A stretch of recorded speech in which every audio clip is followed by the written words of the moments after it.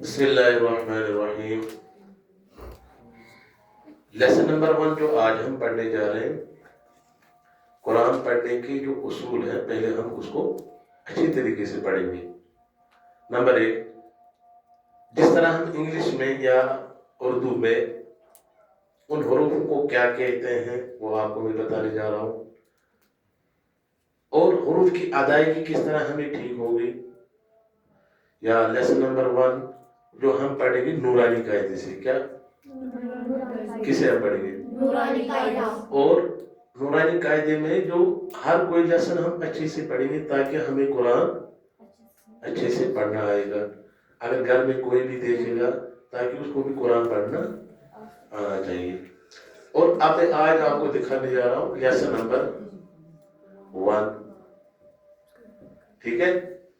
Lesson number 1 ہم English میں اس کو کہتے ہیں لیسن نمبر 1، لیکن نورانی قاعدے کے حساب سے ہم لکھتے ہیں تختی نمبر 1۔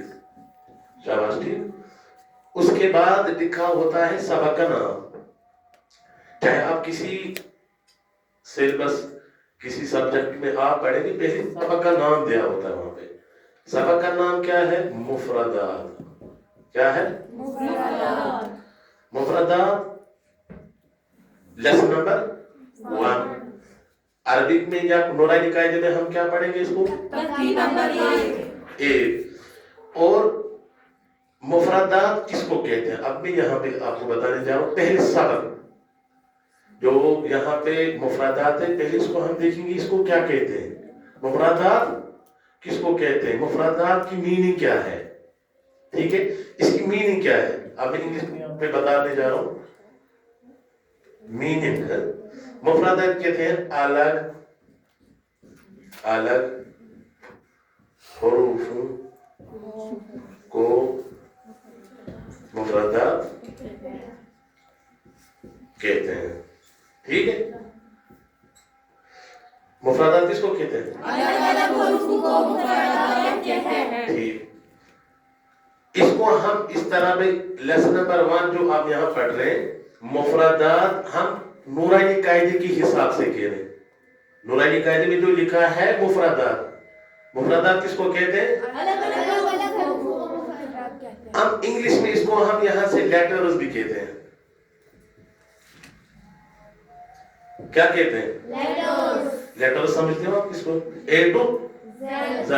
اور اس کو ہم عربی میں حروف الہجا بھی کہتے ہیں یا حروف تہجی۔ حروف تہجی، ٹھیک ہے؟ ان کو حروف تہجی بھی کہتے ہیں۔ کیا کہتے ہیں؟ حروف تہجی۔ لیکن مفردات جو ہے یہی جمع، کیا ہے؟ جمع۔ آپ اس کو یاد رکھیں گے، الف سے لے کر یا تک، الف سے لے کر یا تک ان کو کیا کہتے ہیں؟ مفردات۔ ان میں سے اگر آپ قرآن پاک میں بھی کہیں پہ بھی آپ دیکھو گے، نون ہو یا شین، کوئی بھی حرف بتائیے آپ، واو یا لام وغیرہ جتنے بھی حروف آ رہے ہیں، یہ کیا، یہ کن میں سے آ رہے ہیں؟ مفردات۔ کن میں سے آ رہے ہیں؟ مفردات۔ کس میں آ رہے ہیں؟ مفردات۔ مفردات کس کو کہتے ہیں؟ الگ الگ حروف، الگ الگ حروف۔ اب اس میں آپ یاد رکھیں گے کہ مفردات الگ الگ حروفوں کو کہتے ہیں، لیکن اعراب کے بغیر ہے۔ کس کے بغیر؟ اعراب کے بغیر۔ اعراب کس کو کہتے ہیں؟ آپ کہو گے اعراب کس کو کہتے ہیں؟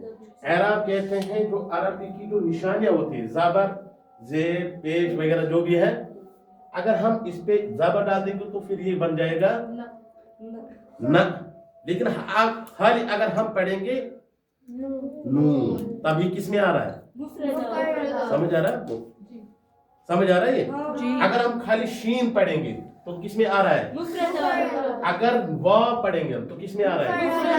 کوئی بھی الف سے لے کر یا تک جتنے بھی اس میں حروف آ رہے ہیں، وہ ٹوٹل کتنے ہیں؟ ٹوٹل 29۔ اس میں آپ رکھیں گے یاد، یہ ٹوٹل میں کتنے ہیں؟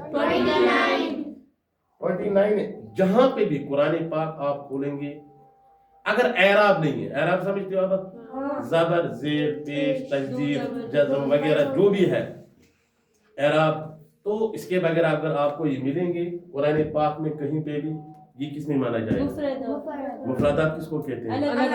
کیوں الگ الگ کیوں کہا جاتا ہے؟ تاکہ اس کے ساتھ کوئی جڑا ہوا آپ نے پڑھا ہے اگر یہاں پہ نون زبر نہ، کیوں پڑھا آپ نے نون زبر نہ؟ تاکہ اس کے اوپر زبر، اگر زبر نہیں ہوگا تو یہ کیا ہے؟ نون، تو یہ کس میں آ رہا ہے؟ ابھی لیسن سمجھ آ رہا ہے آپ کو؟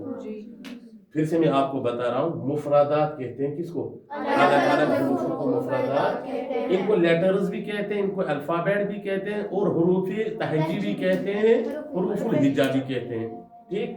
اب ان میں سے قرآن پاک میں کہیں پہ بھی آپ کو مفردات میں سے الف سے لے کر یا تک کوئی بھی حرف آئے اعراب کے بغیر تو وہ کیا مانا جاتا ہے؟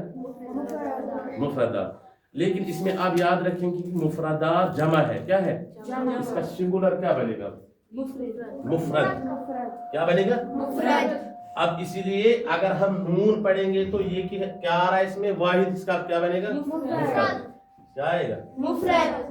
ٹھیک، اگر ہم الف سے لے کر یا تک سارے حروفوں کو کیا بتائیں گے؟ مفردات۔ ٹھیک ہے، آج کا لیسن اتنا ہی ہے، کافی ہے کہ لیسن نمبر 1 کو آپ اس کی میننگ پڑھ لیں، ٹھیک ہے؟ بعد میں آپ کو خود ہی پڑھنا آئے گا، الف سے لے کر با تا سا جیم ہا، جو بھی یہ 29 لیٹرز جو ہیں مفردات ہے، آپ ان کو گھر میں پریکٹس کر کے آپ اچھے سے پڑھیں گے، لیکن پہلے ان کو سمجھیں گے آپ کی مفردات کس کو کہتے ہیں۔ اب مفردات کس کو کہتے ہیں؟ ٹھیک ہے، تو اللہ تعالیٰ ہم سب کو زیادہ سے زیادہ سمجھنے کی توفیق عطا فرمائے، آمین یا رب العالمین۔